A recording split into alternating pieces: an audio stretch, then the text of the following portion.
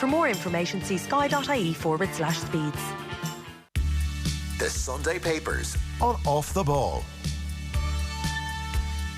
You're very welcome back to Off the Ball on this Sunday. Will O'Callaghan sitting in for Joe Malloy. It is time for us to have a look at the papers from today. We are joined by Dan McDonnell and also by Kieran Cunningham. Good afternoon to you, lads.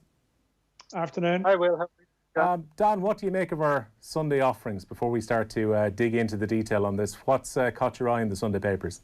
It's slim enough pickings today, to be honest. It's obviously a time of the year where you would normally have sort of GAA intercounty season in full flow, and there would be a sort of enthusiasm arising from that, perhaps. And like at the FA Cup final yesterday, which was sort of a subdued enough affair in some respects, a different FA Cup final. But I don't know. There's not necessarily, the papers aren't full of mad sort of original reads today, I have to say. That's just personal opinion. I don't know what Kieran thinks, but I don't know, maybe sometimes I think even staffing wise, a lot of our Sunday papers I think are very reliant on GEA and their columnists, and maybe it's a bit more of a struggle at this time of the year. But I think we're sometimes told that the Sunday papers have more time across the week than the dailies might have. It's sort of a tone that tends to be taken, but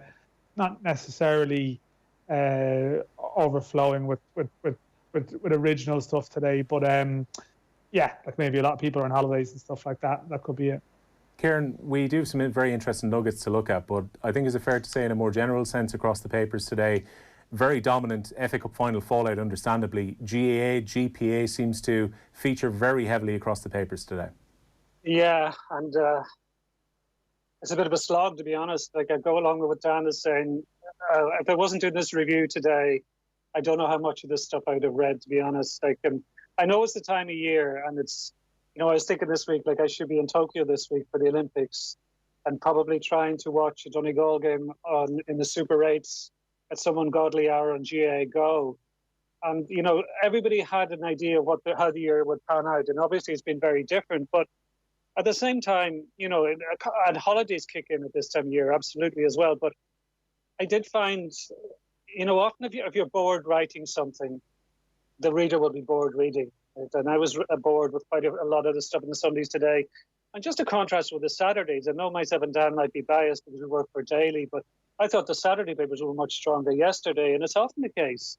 I know this is obviously a Sunday newspaper slot, but a lot of the Saturdays are effectively fill the role with dailies, the same role as a Sunday, because you have to come up with something original and, maybe something that hasn't really been covered in depth over the week, or something that hasn't been covered at all over the week. And I think the Saturdays have been doing that very well for quite a while. And today, like other than the Sun, for example, like it's Dan's beat. I haven't covered the League of Ireland in a long time, but there's hardly any League of Ireland coverage. And it started up again. It's 4 pages in the Sun. There's barely a mention in a lot of the papers. And, you have got what could be an incredible festival of European soccer coming up in both the Champions League and Europa League, and particularly the Champions League, like bar Liverpool, all the best club sides in the world nearly are there. So, and they're all going to be playing a series of games over a short period of time. And even at a World Cup or European Championship, you mightn't get that kind of quality because there'll be more cannon fodder in there. And I just didn't find that much stuff that was really interesting about it, bar Wayne Rooney's column. Yeah, it's an interesting point, Dan, when it comes to the League of Ireland, because I know on Thursday nights Off the Ball, you were mentioning how a focus is put onto the league now over the next few weeks, particularly because of the 6-week break for the Premier League, and given the extra eyeballs that are potentially going to be on the product because of Watch LOI. Yet at the same time, there's not a huge amount of writing around the fixtures that have taken place so far this weekend. Yeah, there never generally is in the Sundays. Bar, as Kieran mentions, the Sun's coverage is always very strong. And in fairness, Mick Foley had a piece last Sunday, who sort of laying out the foundations for what is a pretty interesting time for the league here. And I think there's sometimes a staffing element with this as much as anything. That there isn't necessarily like there's Sunday football writers, but obviously Paul Rowan's based in the UK and he's covered the FAI stuff so well and has an FAI piece today. But yeah, that's just it's just one of the quirks, that I don't know, as a sort of editorial preferences or whatever it might be.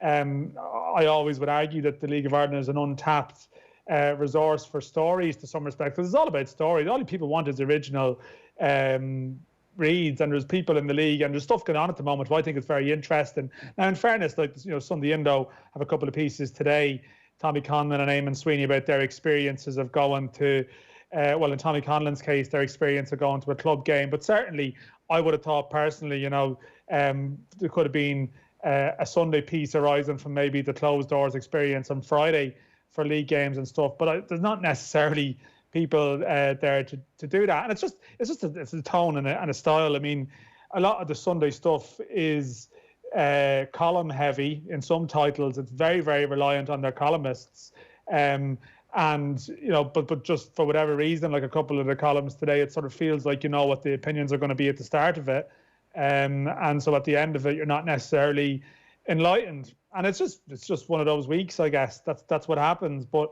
I mean, yeah, like as I said, like the Sun of extensive coverage, there's stuff going on. Jack Byrne yesterday, you know, Stephen Kenny was there and so on. But yeah, John Sheridan, I was at that game. It's sort of a bit of a story in John Sheridan stuff, and I'll be doing something on that for tomorrow. There's a bit of a colour around that. But yeah, I mean, maybe like there's a lot of reliance football-wise on the FA Cup final, but I think in a strange way, one of the things about the closed doors thing, you know, like a lot of people would have watched the game, and it's hard maybe for even some of the titles covering it today to bring the colour of the occasion to a Sunday audience, because sometimes that colour might be something you spot in the maze, in the crowd, in the atmosphere, whatever it might be.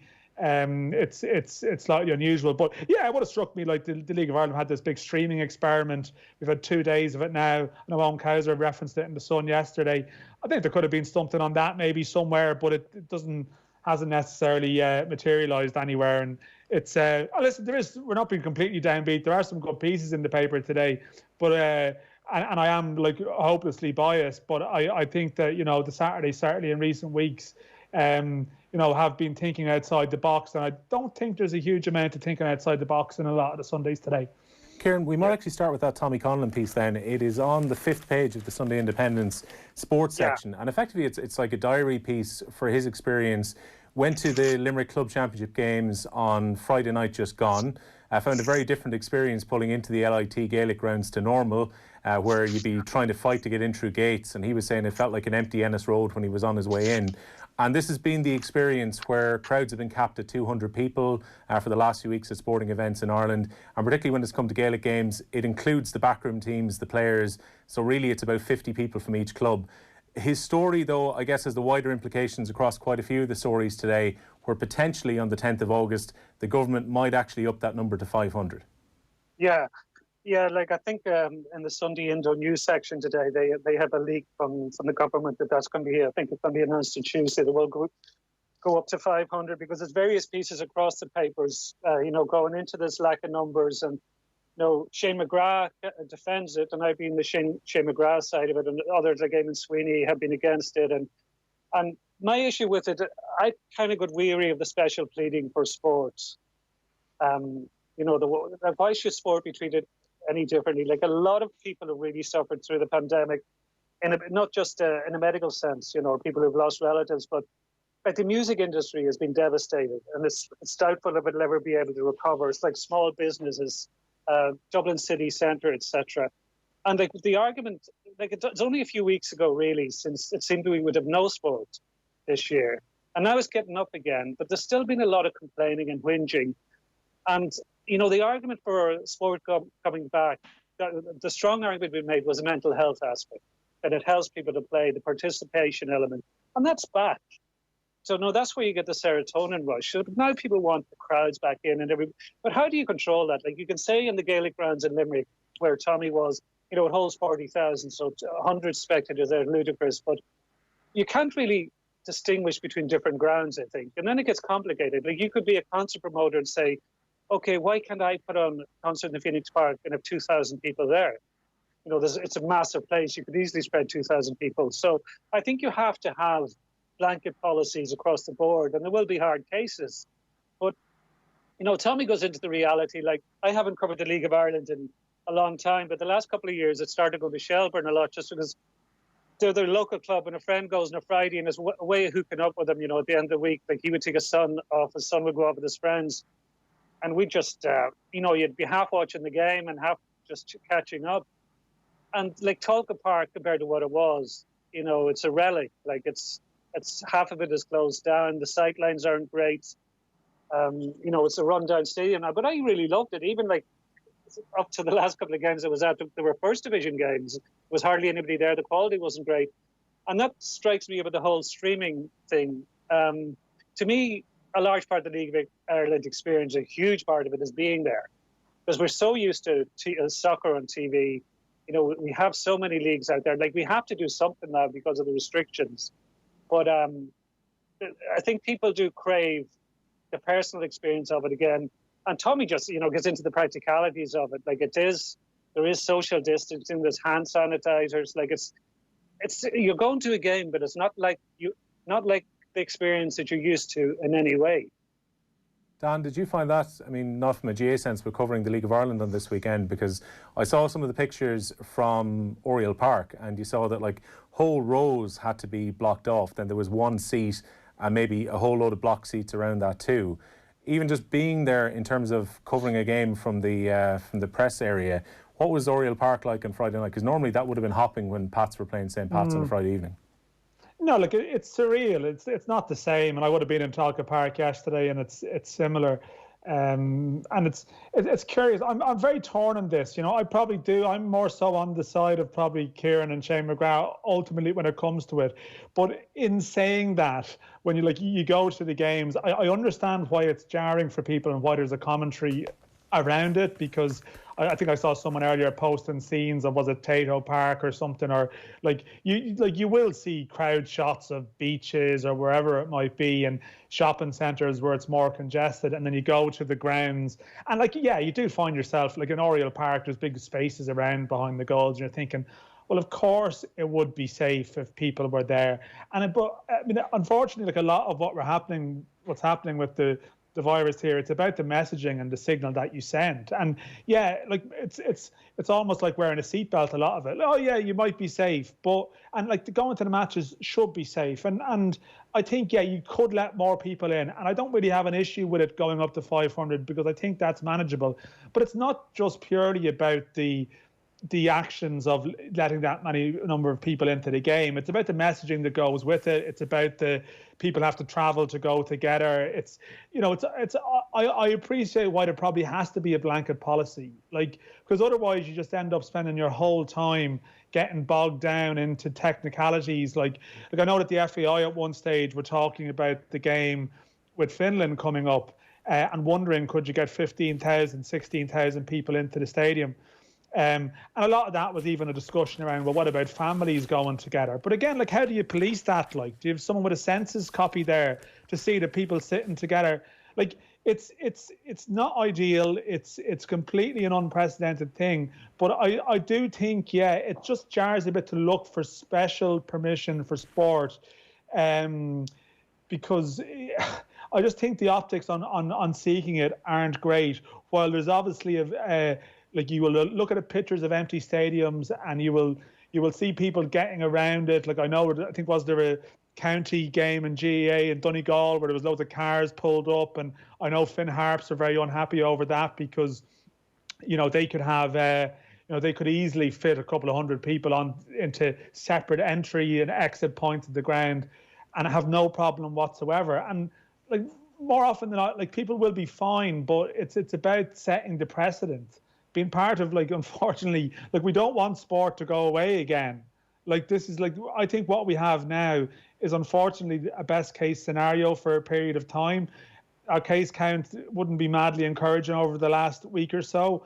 And you don't want anything happening that is traced to sport in some way being responsible for anything, because know people will seize upon it. And then we are in a situation where we have a very reactive I think governmental response to a lot of this. So whatever way the wind is blowing, they'll shut something down quickly. And unfortunately, what we have at the moment is a reasonably happy medium of sport is available. as Kieran says, the mental health aspect has been dealt with in that regard for the athletes. The streaming service that the League of Ireland have introduced has actually gone quite well. And while it is a bit odd that you see pictures of 8 or 10 people congregating in a house to watch matches, and they can't do it in the stadium, I sort of appreciate why they've gone that way, because getting into case by case, like, you know, and even one sport being treated differently to another, like there's an element of the coverage again, and it's just the nature of it today that we have Tommy Conlon and Eamon Sweeney talking about, you know, the experience of the GAA fan and the GAA games, and, you know, Eamon talks about the Galway races and so on. But, and there's an element of the GAA as such an essential part of Irish life that naturally a lot of the coverage revolves around that. But like, there has to be a consistency around that it's not just, that's all sports, it's rallies, it's whatever it might be, it's any of these events that bring out crowds. Like, there can't be an exceptionalism about one strand of it. It's rugby, it's everything. It has to be like horse racing meetings, it has to be all sporting gatherings of any description. So if you go down the route of making special permission, or, you know, going down the route of allowing permission for one, you sort of have to allow all. And are you fully prepared for that? Are all the facilities fully prepared for that? I'm not so sure. Yeah, as Kieran mentioned, Shane McGrath, the chief sports writer in the Irish Mail on Sunday today, has brought up the crowds for the GAA, and the headline is "Restriction on Crowds, a Necessary Evil for the GAA." When it comes to this, Kieran, and I suppose taking Shane's argument into account here, it's probably not a great time for sporting bodies to be lobbying for games to be played. I know the Ladies Football Association have faced a lobby from 2 schools who are set to meet in the All-Ireland Schools Ladies Football Final. Clonmel were due to play against Moate, and similarly we saw in the Shannon this week an argument being made for the Leinster Schools Rugby Final to be played between Newbridge and Clongowes Wood. At a time when the R rate has been raising, when we've seen more cases over the last couple of weeks, going back to kind of late May, early June levels, this isn't a particularly good time, whether it's John Horn going up to make an argument for the GAA or these schools teams. It's not a great time to be trying to argue to add in extra fixtures, is it? I don't think so. Like, I think it was Vincent Martin at the Green Party that made that argument, and like, it wasn't the forum for it. Like, it's something that really shouldn't be, you know, put up at a national forum like that. But yeah, I understand his broader point. Like, that game means a massive amount to those involved, and they would have been working towards it for a long time, for a number of years, not just a number of months. But, you know, that's just something that you have to swallow. You know, this is the reality we're in. Like, you keep saying, like, we really did. I thought there'd be no sport this summer. Genuinely thought it would be wiped out. So I think we have to take what we've got now. And, you know, even I was talking to a doctor during the week, and she's pretty adamant that it's going to be a lockdown again in October. You know, like, I have no expertise in this. But she thinks the flu season is going to cause a huge problem. So I wouldn't be particularly confident the GAA Championships will go ahead. So I think, you know, asking for more at the moment, I think we have to take it week on week. Because even over the last few days, the spike took a lot of people by surprise. So looking too far down the road is a mug's game. We really don't know where we'll be in a month's time, 2 months' time, 3 months' time. So, you know, I think just get on with it. Like, we're in a strange circumstance. And I think we just have to get, you know, take what we can get. You know, it did strike me, you know, when you look across the paper today, this would be the height of the GAA season. You would have, I think, the last weekend of the Super 8. You'd be building up to the hurling semi-finals or final.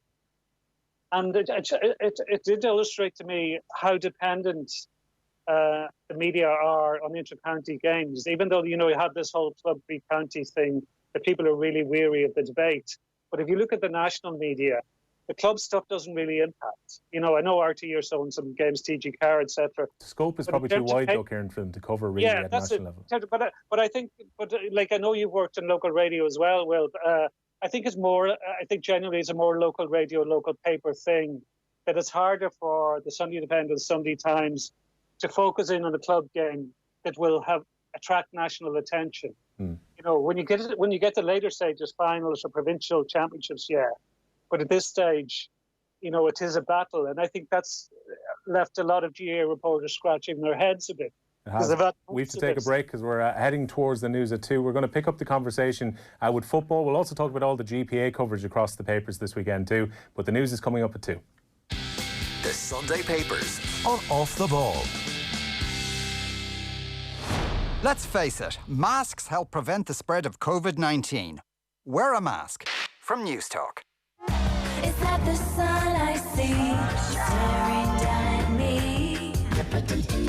Finally comes to play, and I say, hey, here come the Bundies. It's time to wheel out the barbecue. Time for family, for friends, for loved ones to gather round. Time to turn up the heat, because Here come the Bundies. Bundies, the bun burgers love. The famous Holland & Barrett 1 cent sale is back, with buy one, get one for just 1 cent on hundreds of everyday favourites. And you can even mix and match. Shop the 1 cent sale now in store and at hollandandbarrett.ie. Ends 25th of the 8th, 2020. Selected items, cheapest item 1 cent, subject to availability. Quick question. What were you doing at exactly this time yesterday? If you were applying for a business loan from Linked Finance, you'd already have an answer by now. If you're getting back in business, we can help you access fast, no-hassle finance with credit decisions within 24 hours. It only takes 2 minutes to apply online with an answer within 24 hours. Cut through the banking bureaucracy with Linked Finance. Just search Linked Finance today. We're open for business. At Leia Healthcare, we always want to give our members more. So now you get unrestricted access to a world of benefits that will help you stay healthy.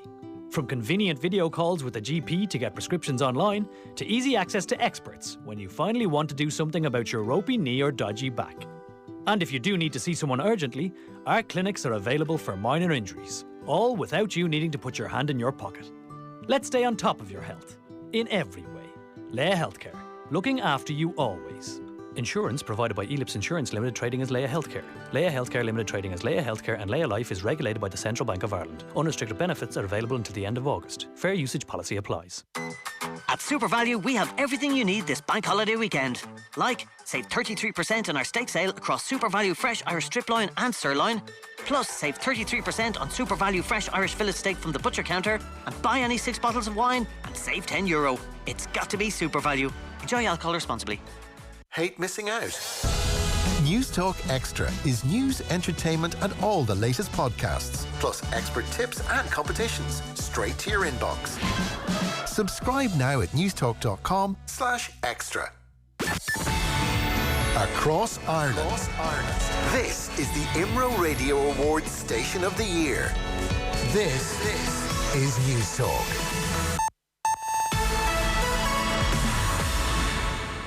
It's 2 o'clock. I'm Stephen Murphy. The Health Minister says the rise in COVID-19 cases is concerning. Over the past 3 days, more than 160 cases have been identified. It's led to fears that pubs may not be allowed to reopen on the 10th of August, with the government to meet on Tuesday to decide if Phase 4 can go ahead. Here's Health Minister Stephen Donnelly. The current trend is concerning. We have a 5-day average now of 44 new cases a day, and I won't be surprised if the number later on today is higher again, potentially in the 50s or 60s. And indeed, what we're asking is that everybody over the weekend follows the basics. So if you become symptomatic, please come forward for a test. A man in his 20s has been charged in connection with the death of a man in County Kildare following an assault. 34-year-old Roy Hopkins was found with serious injuries at Glenery Bridge in Rathangan on Friday night and later died in hospital. Gardaí arrested a man in his 20s who's since been charged and is due to appear before Naas District Court this afternoon.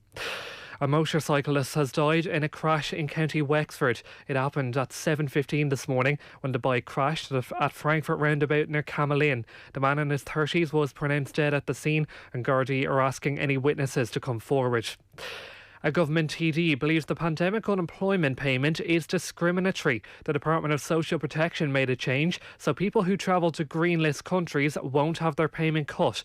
It's rejected claims by the data watchdog that blanket checks on passengers may not be lawful. Fianna Fáil TD Willie O'Dea says he doesn't agree with the changes to the payment. It is discriminatory. It's slightly less discriminatory now in relation to people on social welfare than it was before, as a result of the Minister changing her mind after we had already voted the very discriminatory policy through, forced into the door to do it. So I think it's still discriminatory, and I wouldn't agree with it. And a Limerick taxi driver who won €500,000 in Friday night's Euro Millions Plus draw says he feels on top of the world. 43-year-old Eddie Costello from Moyross credited his late mother Helen for encouraging him to follow his dream of one day winning the lottery. I'm my mother's deathbed. I said to her, I said, Mum, I'm going to win the lotto one of these days. And she said, son, you will. I've been chasing this for a long, long time. 7 years it took me after getting it. It's 2 minutes past 2. News Talk Weather. Thanks to the AA.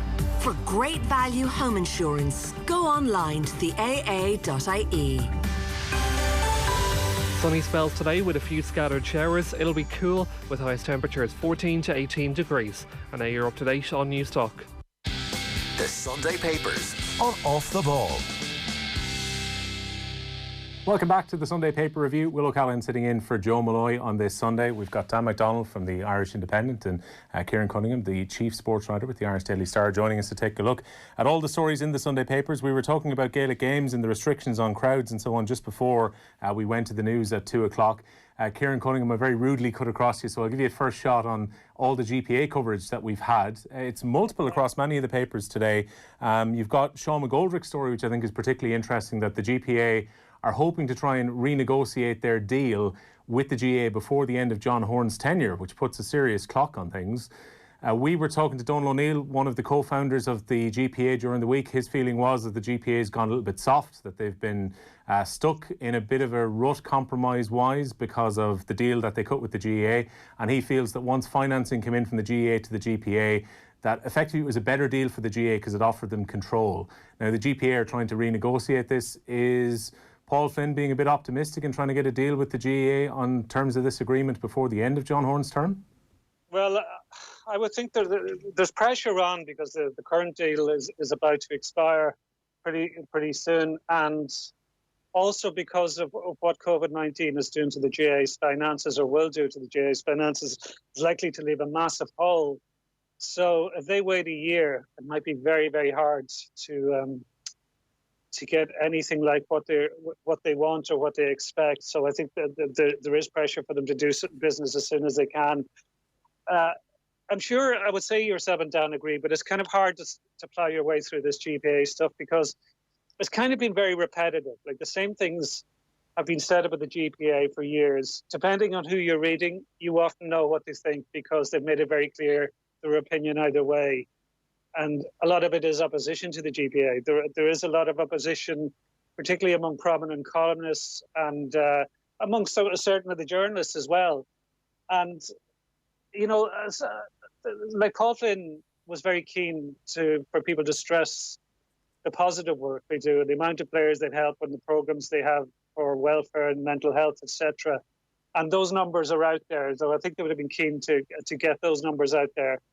But there's quite a focus on salaries within the GPA, and you know the wages for the top senior executives is an average of nearly over 112,000 euro a year, and the average total bill for the six other employees is 293,000, an average of nearly 49,000 a year.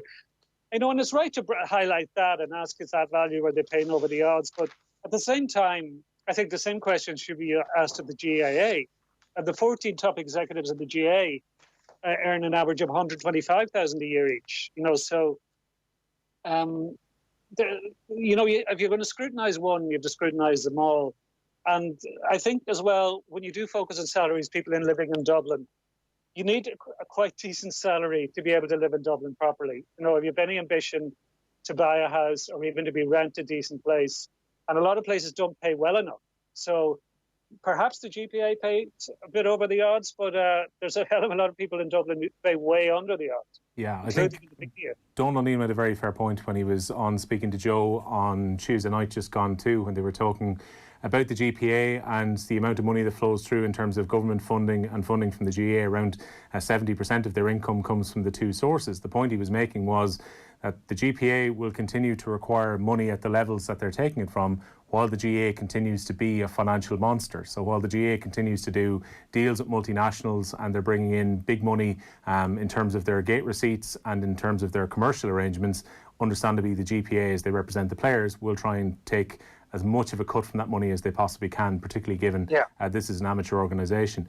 It's easy to forget as well, Will, how necessary the GPA was.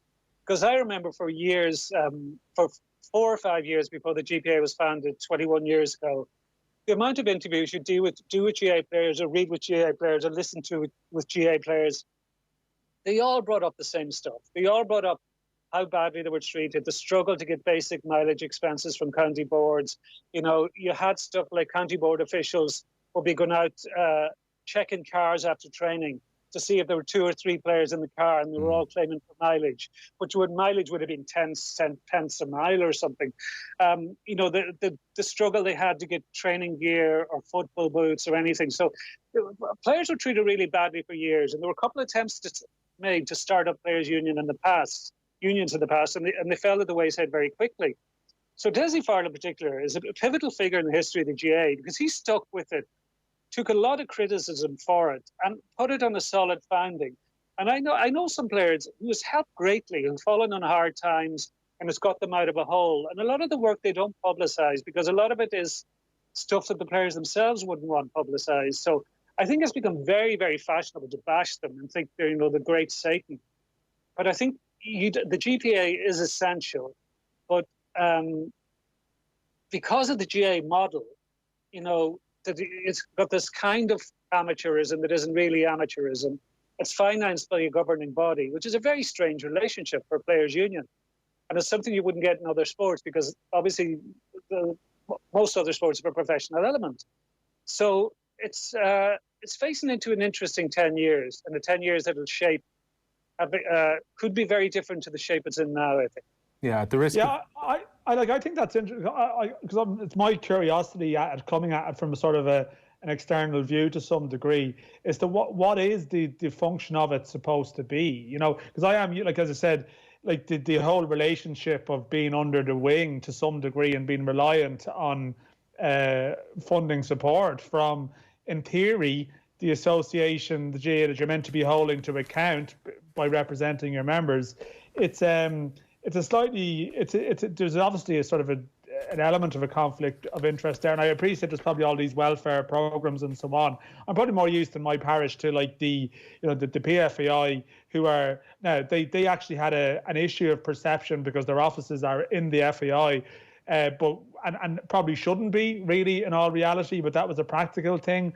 But like the optics of that aren't great. But they've had a situation in recent years where they've been in full-on conflict with the FAI, where they've basically been barred from speaking to people. And that's not necessarily, I appreciate there's a professional element, but they were also very much involved with the women's football team dispute, some of whom would be, amateur players effectively, and looking for issues of compensation around time off work and stuff like that. So, like, I suppose, I read Colin O'Rourke's piece, and he's talking about GPA getting involved in sort of club fixture debates and stuff like that, which to me would strike me as maybe not what it's meant to be about, and that surely it is about the why is it viewed as some kind of Satan, Kieran? Is it just because they might be? I saw some reference somewhere to like semi-professionalism and this being like the view that the GPA might be trying to lead people towards that. Is that why there's a skepticism of them?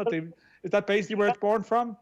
Yeah, that's largely it, Dan. Like it's seen as mercenary, it's seen as money grabbing. People bring up they've done fundraising gigs in America, fundraising dinners. They have this Super 11s hurling format they've taken to the States as a fundraising vehicle. And that's rattled a lot of cages, both in terms of people saying, this is money that should be going to the New York GA or the Boston GA, or that counties would be going over trying to raise their own money, and GPA have been there before them, or, shaking the bucket around at the same time as them. So, no, a lot of people do see them as a Trojan horse, that they're trying to usher in some form of professionalism, but some form of professionalism is there anyway, because all intercounty players get a government grant now. So even though it's a tiny payment for a lot of them, they are paid. They're paid a sum. And a lot of the people around intercounty teams are paid. There's quite a large staff in Croke Park that are paid, and quite a lot of them are paid very well. So the GA is. It's very hard to make sense of what the GA is, because it's moved on from what it is in basically its mission statement. If you look at the mission statement, it conflicts with the reality now. Like, it's not really the amateur sports body that it claims to be anymore. So the GPA accept the reality of that, and they're pushing against the boundaries. Now, they've always stressed they don't want full-blown professionalism, but they do want to get as much for their members as they can. It's not to overly simplify what's in the papers about the GPA today. You do have kind of two sides of the argument. You've Colin O'Rourke's piece in the Sunday Independent where he's arguing that the GPA now needs a culture of giving as opposed to taking. And as mentioned by Kieran, he's also arguing that maybe the GPA should be stronger on the club fixture story. Mick Foley, who's writing in the Sunday Times on page 12 today, has also looked at the negative perception of the GPA, where there's a lot of focus on the money that works through the coffers, but maybe not some of the programmes that they put in place, like educational grants, like training that they provide to some of their players. So both sides of the GPA shown there. Jumping towards football, Dan, you mentioned Paul Rowan had a piece in the Sunday Times. It's on page 5 of the Sunday Times today, where he's writing about what's been happening in the FAI over the last little while. And to me, this seems to be very much framed as the FAI's old guard are now fighting back somewhat towards the new group that have come in. Yeah, like the FAI story is still continuing. You know, it's continuing. We're well on over 18 months here now. If you take the Sunday Times 100 grand story as a start point in that, but even prior to that, a couple of months previously, there'd been stuff about governance and term limits and whatnot, and like it continues, and it hasn't gone away. Like sometimes it falls guilty, it falls guilty to some of this, that like any story that's too heavily sort of acronym heavy. It's a bit like the GPA stuff, and you talk about GPA and CPA and like the FAI stuff. I mean, I'm doing a lot of days, FAI and the Memorandum of Understanding, and you're referencing various reports and reforms, and like I think that it's actually a challenge to keep it fresh and to keep it entertaining for people, because I can only just measure this by maybe engagement that I have with my own stuff that I've done around it, that like I think people are sort of following things now, but it's actually more of a committed group that are following it, and I think a lot of the general public are tuned out to some degree. They want to know what's going to happen with John Delaney and so on, like a lot of the big picture stuff, but maybe some of the governance stuff that's going on at the moment is harder. Now, that doesn't mean that it's not important what's happening at the moment. Of course it is. There actually is, there's some significant stuff happening, but I think maybe in some respects, a degree of the public disinterest reflects some of the problems that are being faced by a faction of people here. So you frame it there as like the old guard and the new guard. And again, I'm wary of getting bogged down into it. But basically what's happened is that there is a new FAI board, which is essentially the most powerful people on it now are people who are from the independent directorship area. These are people who have not been elected through football channels. They've been appointed through a process, however clear that process may be. And they are now really calling the shots in the FAI. And what we've seen in the last couple of months is an attempted fight back from people from the so-called old guard, or just to put it more simple terms, people who've been elected through football governance routes, through various committees and the local FAs or whatever. The phrase is the football family, Dan, I think is what it used to be. The football family, as it's been called. I mean, it was called the football family for years, except it was a family where just one person decided, who got what at the family table. But now it's a family that it's meant to work together. But of course, it's horrendously dysfunctional because it was never a properly functioning family in the first place, because everyone just looked after themselves and didn't really worry about anyone else at the table. So what we have is a situation where there's a fight back, there's a move towards having half of the board made up of independent directors. And there was a view amongst people in the football community side of things that the new government might change things and decide that some of these old reforms that were being brought in were going too far, and that a new government would maybe resist some of these changes. But what's happened is the new government are basically saying, no, we're ploughing ahead with these changes, which will give a lot more control to independent directors and not the elected FAI appointees. That's all fine. I can feel myself losing people already, because a lot of people are just like, there is an element of, well, okay, what does this mean here? What's going on? But what we've seen in the last couple of weeks is Mark McSharry, for example, in the Dáil, bringing the issue of the FAI's control to a national level again. And the viewpoint is now that are we giving over control of the FAI to outside interests, in inverted commas, completely? That will the FAI be run by people from outside the game? And this is supposed to, I think, energise people and enliven people. And there's people going to FIFA and UEFA and suggesting that Irish football is going to be this outlier compared to all of FIFA's 200 plus member nations, that we're going to have these shadowy interests running the game compared to, well, we could have the people elected through our channels should have the greater say. That should always be the way. But the problem is, and I think from the public's perception, and I think that the government have backed this up, there's a view that, well, you've sort of had your chance. You didn't do a very good job.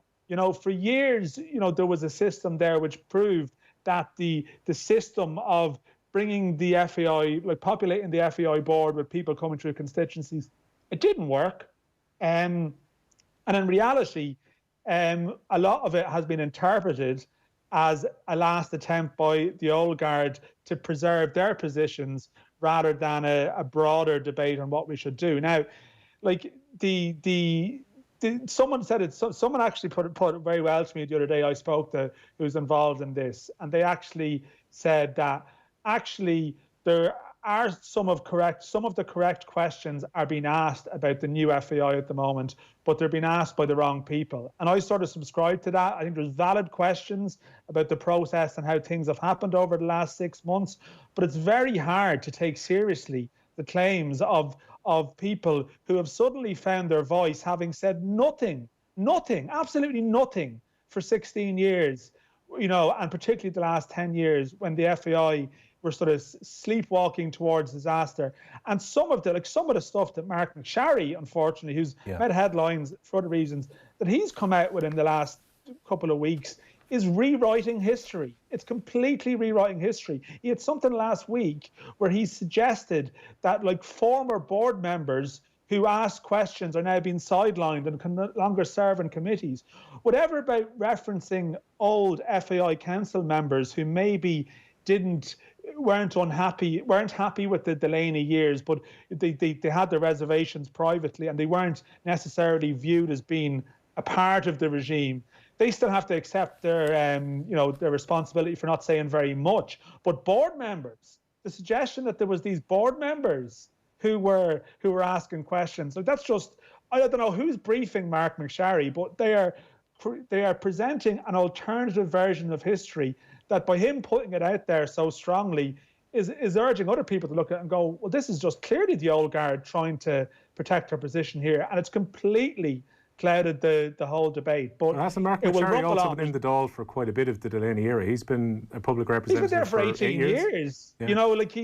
He's there's pictures and there's been there's various activity. There's a Noel Kennedy who's been active in social media, who's from the Sligo direction, who has been very active at the Sligo League. And I was looking through the archives. Would have been strongly involved 15, 16 years ago. When there would have been issues and discussions there. Go back a bit further, actually, about McSharry Park, ironically enough, which is related to Mark McSharry's father, Ray, and FAI political in that region. And you have people like Noel Kennedy coming out now on social media who, 3 or 4 or 5 years ago, an FAI AGM was standing up and saying that John Delaney was the best signing the FAI had ever made. And now they explain their approach to that year by saying, well, we represented the accounts every year at the AGM and we took the accounts on trust, as though there wasn't commentary and coverage around that time about the FAI finances. That was completely ignored. Whereas now, all of a sudden, they are very, very interested in proper governance and procedures and this and that. But it must be said, there are other people involved in this who aren't necessarily from the old guard as such, who are saying the method with which, Gary Owens, Niall Quinn, Roy Barrett have come to the fore, raises questions. They were previously linked last year in a group called the Visionary Group, who put out a pretty uninspiring document. And then the fact that they've all come together into positions of power, I understand that there's a skepticism around that and there's valid questions to be asked.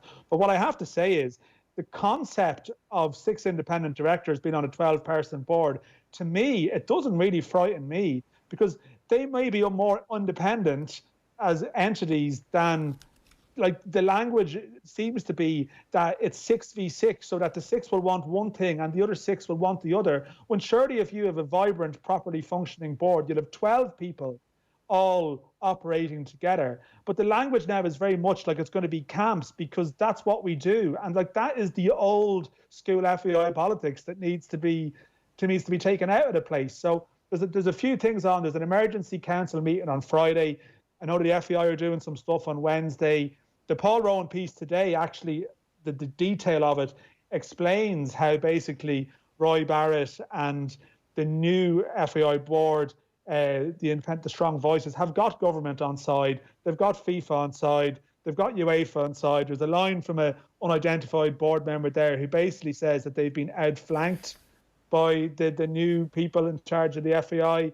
And that seems to be a reflection of the fact that the old guard, they've tried to kick up over the last while, but I don't think they're going to have success. Yeah. Kieran, I might bring you just a couple of pages further forward in the Sunday Times today. I didn't think I'd ever be saying this. Wayne Rooney is giving his prediction and his analysis of Real Madrid against Manchester City, the next leg of their round of 16 tie in the Champions League, where City have a 2-1 advantage, to be played this Friday night in Manchester ahead of this Champions League final tournament from the quarterfinals on.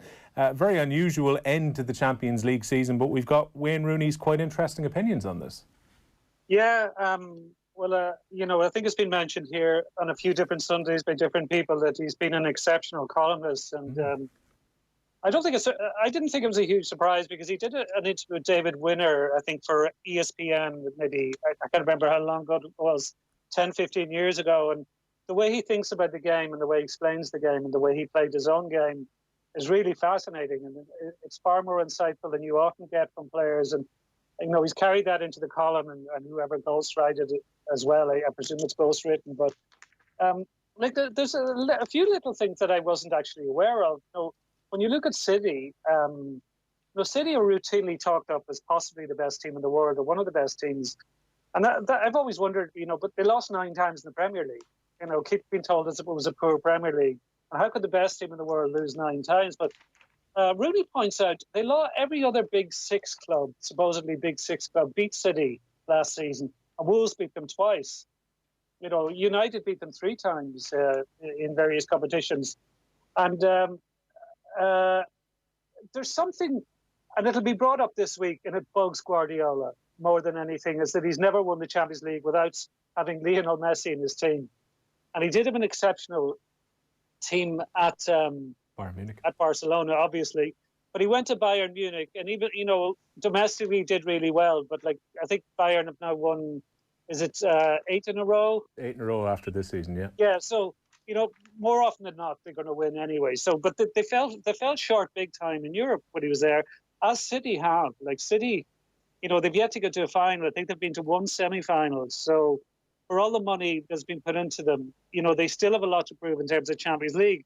I think what is interesting, what he said about how when Arsenal beat them in the FA Cup, when they beat City, he said, I noticed when City had a goal kick, Arsenal's midfielders went right up against De Bruyne and David Silva, almost man-to-man. And that was clever. It's the first time I've ever seen Ederson at a loss where to pass the ball. Against a team as difficult to control as City, probably the one time you could have an organised press is a goal kicks, and Arsenal exploited that opportunity well. And obviously Arsenal have Mikel Arteta, who was, Guardiola's right-hand man as manager. And, so I think there is a sense that some managers and teams have sussed them out a bit. And it'd be fascinating to see whether that transfers to Europe, whether they will be caught again in Europe. Rooney still sums up that he thinks Atletico or City will win the Champions League. And City are favourites, which I'm still baffled by when you look at how often they've been beaten this season. But I'm really looking forward to these games, because the knockout phase of the Champions League generally throws up fascinating games and really high-quality games. And to have them all coming in such a short space of time could be special. Yeah, Dan, I think we get an intriguing insight into Rooney, the footballer, and how he thinks about the game within his column this week too, because he talks about Manchester United knocking Barcelona out in the semi-finals the year before Pep Guardiola took charge, and the way that United deployed themselves that night en route to winning the Champions League.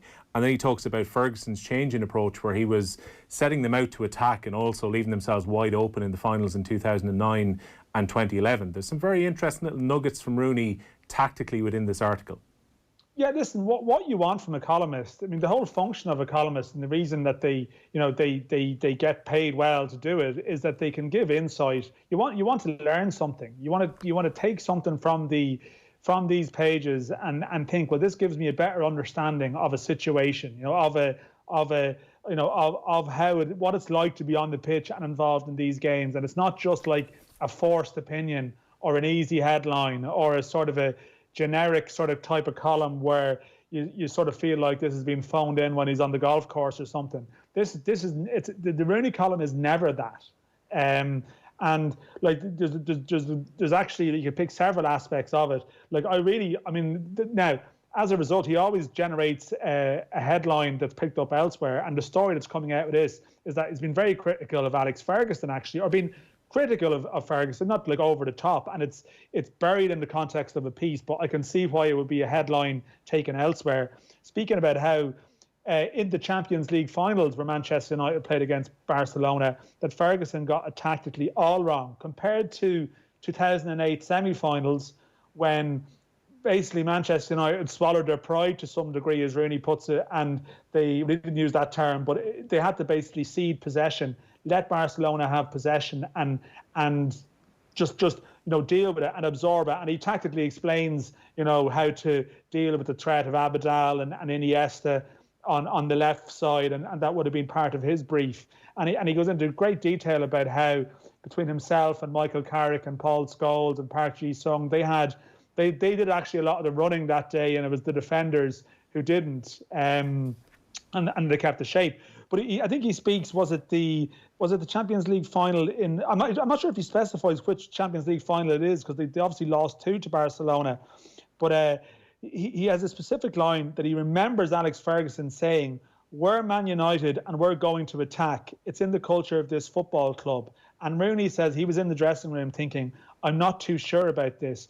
I think all the players knew deep down it was the wrong approach, that we were abandoning the way that brought us success in that 2008 semi-final. And sure enough, both times we got outplayed. There was being true to the club, but then they're sitting back afterwards and thinking, we've lost. For me, it doesn't matter how you do it in these big Champions League games as long as you win." And it is actually unusual to see a very open criticism of Ferguson's tactics. I don't recall too many instances of that, and you could correct me on it, that a lot of the Fergie stuff that's come out is like the dealing with Keane and Stam and various people, how he discarded them and personality clashes. And I know his relationship with Rooney maybe, was not great, particularly towards the end. But he sort of says, listen, that Ferguson had a suicidal approach to these finals against Barcelona, and it cost them. And that to me is good value from a columnist. Yeah. And that's something that many years on, we're getting something from it. I wonder if Fergie maybe mellowed in the decade after his arguments with both Stam and Keane, because I think he said of 2011, it was a couple of years later, that he had approached things wrong, particularly at Wembley, that United hadn't learned the tactical lessons from Rome. I kind of took from what Rooney wrote that the go out and attack, we're Manchester United, we're going to do our own thing, that was probably ahead of the game at the Stadio Olimpico as opposed to Wembley. But then Ferguson left them short in midfield a couple of years later in 2011, and again they were perhaps even taken apart a bit more comprehensively in that one. It's interesting as well, Kieran, we look at Man City's defence ahead of this game against Real Madrid. Now, Madrid didn't score a huge amount of goals in La Liga this season. Sergio Ramos was their top scorer outside Karim Benzema, and he outscored pretty much the entire rest of the squad with 10 league goals this year. When you look at Man City's defence, there's a graphic inside this Rooney piece where City have had huge problems conceding goals in the Premier League against the top 6. And pointed out in this graphic too is that teams outside the top 6, against Wolves, they conceded 5 goals in their 2 Premier League games this year, and they also conceded 4 against Manchester United and Arsenal in 3 games in the cup competitions, and they were conceding less than a goal a game against the top 6 the year before. It's quite clear that City have defensive problems this season.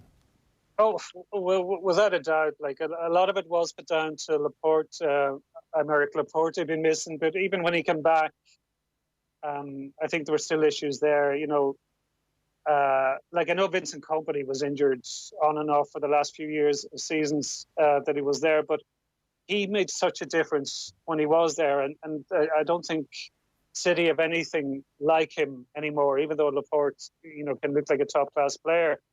I always feel like both full backs can be got at as well, and even though he's a brilliant distributor of the ball, Ederson has mistakes in him too. City often look brilliant, like they often look sensational, but they're the team, like if they get 2-0 up after 20 minutes, what they often do, they end up winning 4 or 5-0. Their opponents roll over, but when they're in a battle, I'm not so sure about them. Really not. Like they hammered Liverpool in a game. When Liverpool had zoned out, when it really mattered in big games against Liverpool the last few years, they really fell well short. And this is a massive. It's obviously it's a massive game for them, but I think it's a massive game for the future of the club now, because there comes a time they really have to do it in Europe, and Guardiola has to do it with City in Europe. He's not going to be out the door if they fall short. But if they go out at this stage, if they go out fairly limply after losing 9 times in the Premier League, you're finishing your season with a League Cup. And when you've spent as much money as City have, that's failure. That's big time failure. Yeah, they have a very difficult side to draw if they do progress against Real Madrid, which was a hard tie in the round of 16. It's sometimes why I wonder about the favouritism in the bookmakers. They've got Bayern Munich, Barcelona, Napoli all on that side of the draw too. I think I'd much prefer to be on the PSG, Atalanta and Atletico Madrid side of the draw. Man City, if they do win this Champions League, will certainly have to earn it. Dan, I was just thinking before we head towards the break, back at the Sunday Mirror today is serialisation of Troy Parrott's interview, which he conducted when he joined Millwall yesterday. Very much following in the footsteps of Harry Kane, Dan. Paul O'Hare's got a piece in the Sunday Mirror about it. Previously Harry Kane, on some of his many loans before he became the very impressive striker he is now, went out to Millwall. With Jason Malumbi at Millwall last season, he was giving Parrott advice about going there for next season. Is the Den a good location for Troy Parrott to go?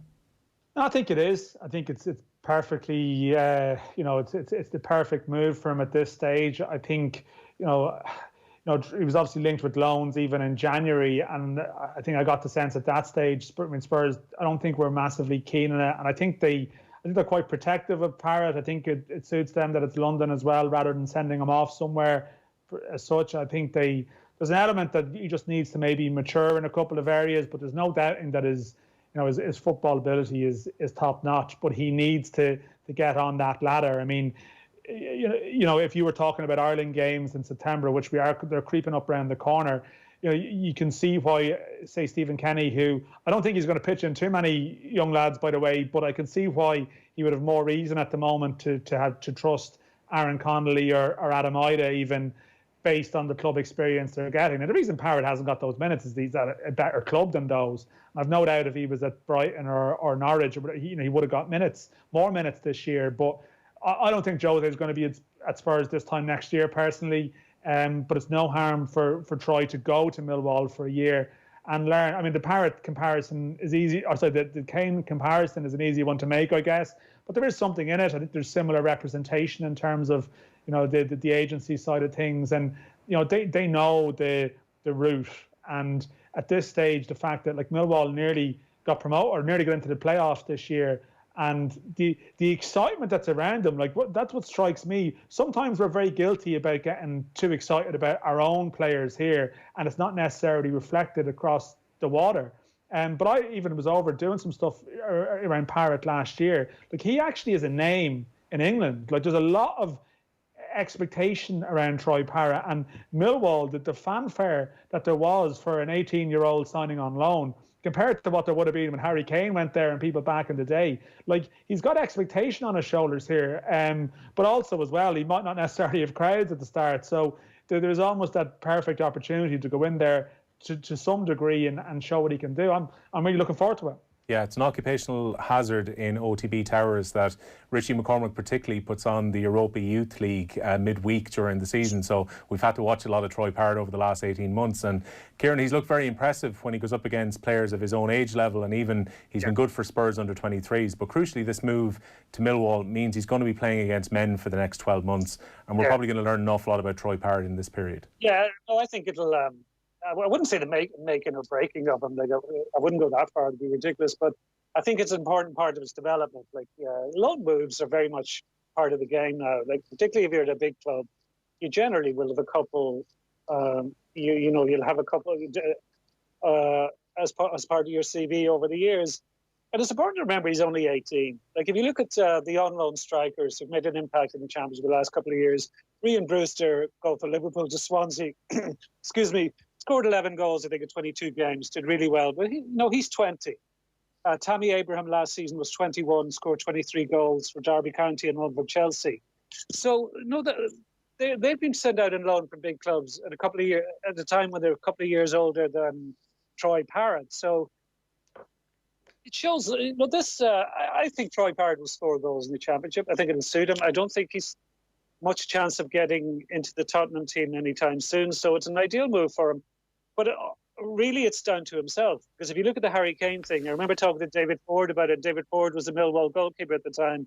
And he would beg David Ford to stay on after training. And he would he put in endless hours of shooting practice on his own with David. So he was very, very keen to make the loan work and put in the extra work. And Troy Parrott has to do that. Like to make it as a top Premier League player, you have to work harder than everybody else who wants to make.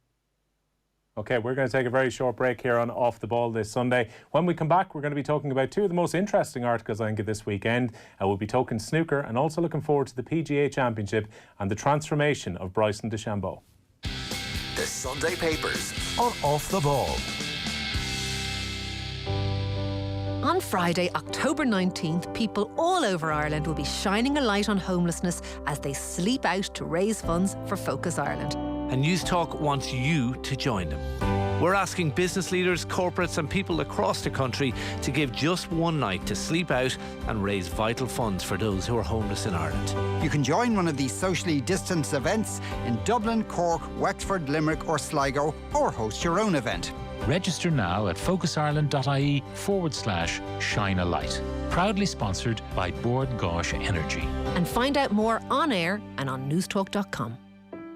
This week at Tesco, we've got value with bank holidays in mind. With Fire Pit Irish Quarter Pounder beef burgers, buffalo-style chicken wings and mustard sausages, any 3 for €10.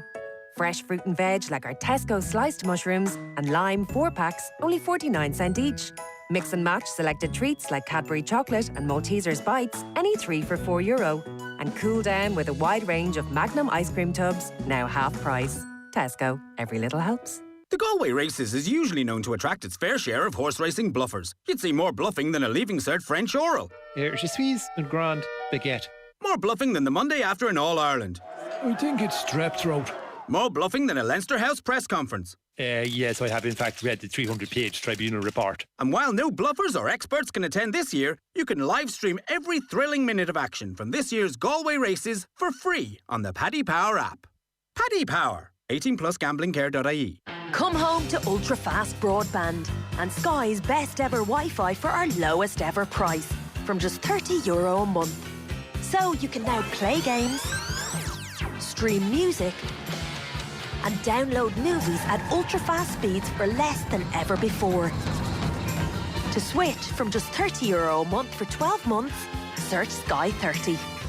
Availability subject to location. Set up these terms and conditions apply. For more info, see sky.ie/speeds. Afternoons are easy with insuremyvan.ie, Ireland's low-cost van insurance specialist. Get your business back on the road with Insure My Van's best price guarantee. For super savings, visit insuremyvan.ie. City Financial Marketing Group Limited, trading as insuremyvan.ie, is regulated by the Central Bank of Ireland.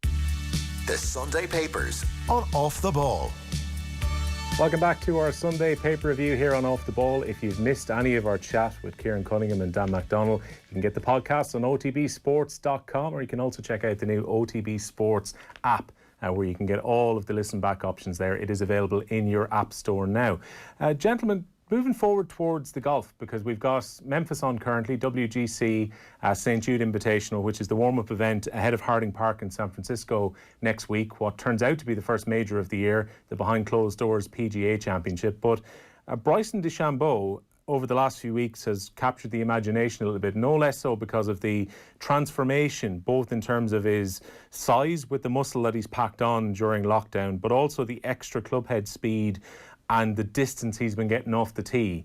Dan McDonnell, he has become an interesting subject for Derek Lawrenson's piece, which is in the Mail this afternoon. He's called The Mad Scientist, and the headline here is, Can Bryson the Mad Scientist really eclipse the artists of golf? Yeah, so we have the USPGA coming up next week. So we have a major back, and Dermot Gillese has a preview too. And there's various bits and bobs across the papers. Actually, Dennis Walsh has something about the Irish Open's future as well, which is potentially in doubt for 2020. So there's a bits and bobs in that across the pages. But certainly Bryson DeChambeau has probably been one of the main talking points. Has been keeping the Golf Weekly lads busy over the last while. And his eye-opening expansion, shall we say, which has led to a fair amount of conjecture and I think interesting talking points, not least from Brooks Koepka, who has stirred it up and almost sort of, it's very rare you talk about the tension around golf actually being interesting. Generally it's all very, everyone tried their best and they're all great guys really, and aren't they all very sportsmanlike and so on. But actually there's golfers by their very nature are sort of selfish and self-obsessed, a lot of the better ones, they have to be. And there's actually a sort of a dislike there between I think Koepka and Bryson in particular. It's actually kind of interesting. Like, Bryson is very hard to warm to, but there's no doubt that he's interesting. I see he even said last week that he's planning to live until he's 130 or 140 years of age, because he thinks that's possible with today's technology.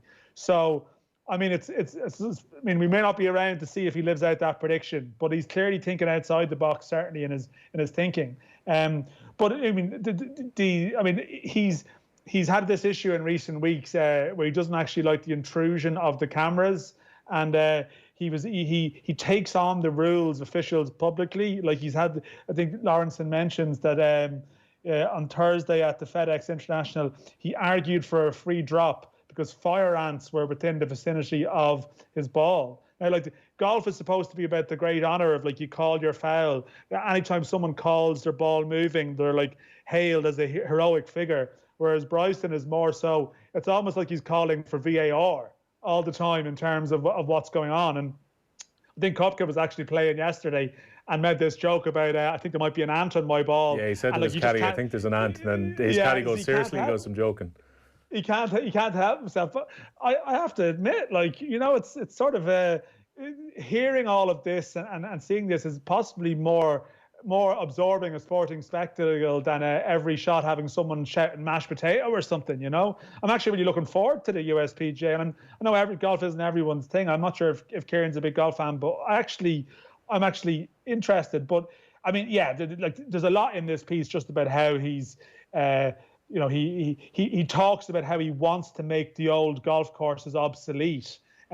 He's talking about one of the 13th, which is one of the classic holes in Amen Corner at Augusta, and he has this new plan now that's going to smash the ball onto the 14th fairway.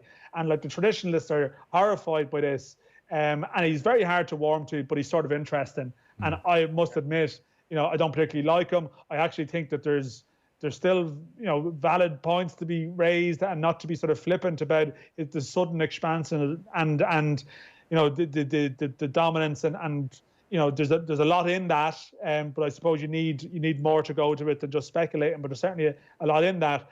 But at the same time, you sort of find yourself turning him on when when he's on the telly, and that's probably not a bad thing in terms of drawing people into it. Yeah, it could have been wonderfully uncomfortable if Brooks Koepka and Bryson DeChambeau had to be on the same Ryder Cup team if Whistling Straits had been going ahead in September. We get a graphic to illustrate maybe how the game has changed, and I think if you want to have a listen back and maybe to get a bit of an insight into Bryson DeChambeau when he was breaking through as a professional player, stick within this house in many ways. Golf Weekly, I think it was 3 weeks ago, they had Padraig Harrington on for a couple of hours, and they asked Padraig Harrington, who felt that Brooks Koepka was being very unfair by throwing particularly pointed tweets out there without actually making the point himself. And Harrington was to Bryson DeChambeau's defence by saying that when he was an amateur player and just about to get his pro card, he had been out in the driving range with him at a small tour event, and he saw that Bryson DeChambeau had all of that power inside of his body. He had a lot of club speed, but because he was focusing on accuracy when he was getting his PGA Tour card, he maybe wasn't quite pushing himself to his potential, which he's now doing. But a remarkable swing off the tee from at the moment. His longest drive of this year, 428 yards. Now it's eclipsed by Tiger Woods when Tiger at the turn of the century was hitting nearly 500 yards. But that swing speed is up there past Tiger at 137 miles per hour. He's getting a ball speed of over 200 miles per hour. And given that he's now 17 stone 2 and 6'1", Bryson DeChambeau has got probably one of the top 10 drives across the entire PGA Tour, and it's a huge weapon for him to take into next week. Is it something, Kieran, you look forward to next week, the PGA Championship, given that now for us golf fans, it's been a long time to wait to actually have a major this year, given that the Open was lost and that the Masters was pushed back into the autumn? Yeah, no, I think people will really savour that because, even the casual golf fans who mightn't tune in every week, do tend to watch the majors, and particularly because the other majors been sidelined. I think that's it, and because of the Bryson thing. I think people are curious about this guy, and his record at majors isn't great, but the furore over it, around it, reminds me of a guy called Charles Hughes. I'm sure Dan heard the name of him, but he was a director of coaching with English FA in the 80s, and he came up with this thing called POMO, which was position of maximum opportunity, and was basically getting the ball forward as far and as quickly as possible. So it was kind of the philosophy behind the long ball game that became popular with Watford and Wimbledon and Ireland to an extent, the late 80s and early 90s, but the traditionalists and the purists hated it and, thought it was so crude. And there is a reflection of that now in the reaction to Bryson, because basically it is a similar thing, to get the ball as near to the flag as quickly as possible. And, it is working. And, there is an interesting story Derek Lawrenson tells about his personality going back to when he was a kid. And when he was 13 and he was asked to tidy his bedroom, and as Derek Lawrenson points out, generally such conversations with 13-year-olds go one way. But his dad, John, takes up the story. He said, Bryson grabbed them off the broom brush and the vacuum cleaner, he told the Bleacher Report. He got hold of the pledge to polish the doors and the 409, a cleaning agent. 3 hours it took him. When he finished, it was crazy spotless. So he has this drive and this obsessive streak to him. And, if you look at, the daily gym sessions, 2,000 calorie breakfasts, the power and the muscle he's put on. He says, I want to make the old courses obsolete. There's an arrogance there. And a lot of people will want him to fall flat in his face, but be interested to see how it pans out. Yeah, Harrington was also arguing when he was talking to the guys in Golf Weekly, he thinks that maybe DeChambeau is creating a little bit of a brand around himself, this idea of the amount of weights he's doing, what he's eating, making himself out to be a little bit special, perhaps, to make himself a bit more entertaining. Also, if you do want to read some more of the previews, and as mentioned by Dan, Dermot Gilleese has got a fairly extensive preview of the PGA Championship. There's even a hole-by-hole breakdown of Harding Park there, and there is an article there by Ewan Murray too, who's been talking about the amount of first-time major winners that we've had in the last while, and Rory McIlroy's long wait to try and get his fifth major title, which could happen next week, but I don't think it will on the back of the way he's been playing at the St Jude Invitational this week. Of course, that final round getting underway in a couple of hours' time. Dan, we've got the snooker as well. We were talking to Shane Hannon a bit earlier on the news round, who's our resident snooker expert here in the Off the Ball office, but unfortunately, Ken Doherty came close enough to qualifying. Fergal O'Brien didn't qualify either. No Irish representation at the World Snooker Championship. I think for a lot of people who were probably interested in snooker here in Ireland, in all likelihood they remember Ken Doherty in 1997. Yeah, I mean, or even You go back to Dennis Taylor, and sort of being one of those characters that you would have grown up as, sort of been a big sporting personality of the 80s, obviously. And yeah, you probably were used to, like, even I know I watched Fergal O'Brien in the qualifier the other day. He was a late night one against Liang Wenbo, and there was more disputes around fouls and whatnot and that too. But yeah, Mark Gallagher has a piece in the Mail on Sunday today, and I think it's actually, I found it one of the more enjoyable pieces today just because it's different. And again, like it's almost like our chat at the start, that there's almost like a lot of focus on sort of the set piece stuff and the columnists and so on. But I just like that Mark generally always finds something away from the big three sports often, and takes something that's ongoing at the moment and presents an angle that's makes you think, and that's probably what a classic Sunday piece should be. And he's looked into the Irish snooker scene at the moment to see what's actually going on. He references the snooker boom of the sort of 80s and 90s, where there was so many snooker clubs in Dublin you couldn't get a table, and now